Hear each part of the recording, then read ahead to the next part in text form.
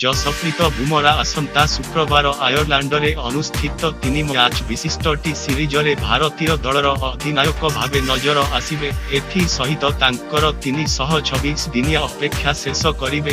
ଗତ September 25, 2022ରେ Australia ବିପକ୍ଷରେ ଟିରେ ଦେଶ ପାଇଁ ଖେଳିଥିଲେ। ଆସନ୍ତା ଅକ୍ଟୋବର 5ରୁ ବିଶ୍ୱକପ୍ ଆରମ୍ଭ ହେବ ଏବଂ ଏହି 29 ବର୍ଷିଆ କ୍ରିକେଟରଙ୍କର ଆୟର୍ଲାଣ୍ଡରେ 3ଟି ଟି ଏସିଆ କପ୍ରେ ସର୍ବାଧିକ 6ଟି ଦିନିକିଆ ଏବଂ ଅଷ୍ଟ୍ରେଲିଆ ବିପକ୍ଷରେ 3ଟି ଦିନିକିଆ ନିଜର ସମ୍ପୂର୍ଣ୍ଣ ଫିଟନେସ୍ ପ୍ରମାଣ କରିବାକୁ ଅଛି। ଗତ ସପ୍ତାହରେ ବୁମରା କିଛି ଅଭ୍ୟାସ ମ୍ୟାଚ୍ ଖେଳି ନେସର ବୋଲିଂ କରିଥିଲେ, କିନ୍ତୁ ଅନ୍ତର୍ଜାତୀୟ କ୍ରିକେଟ୍ ଚାହିଦାକୁ ତାଙ୍କ ଶରୀର କିପରି ମୁକାବିଲା କରିବ ତାହା ଦେଖିବାକୁ ବାକି ରହିଲା। ଭାରତୀୟ ଦଳର ପୂର୍ବତନ ପ୍ରଶିକ୍ଷକ ରାମଜୀ ଶ୍ରୀନିବାସନ ବିଶ୍ୱାସ କରନ୍ତି ଯେ ବୁମରାଙ୍କୁ ଦୁଇଟି ଜିନିଷ ଉପରେ ଧ୍ୟାନ ଦେବାକୁ ପଡ଼ିବ, ଶାରୀରିକ ଏବଂ ମାନସିକ ଭାବେ ଅନୁକୂଳ ଏବଂ ଅଗ୍ରଗତି। ହିନ୍ଦୁସ୍ତାନ ଟାଇମ୍ସକୁ ସୂଚନା ଦେଇ ରାମଜୀ କହିଛନ୍ତି, ବୁମରା ଏହାକୁ ମନ୍ଥର କରିବାକୁ ପଡ଼ିବ।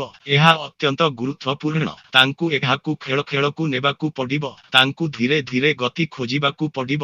ଭାରତର ପୂର୍ବତନ ଦ୍ରୁତ ବୋଲର ଏଲ୍ ବାଲାଜୀ କହିଛନ୍ତି।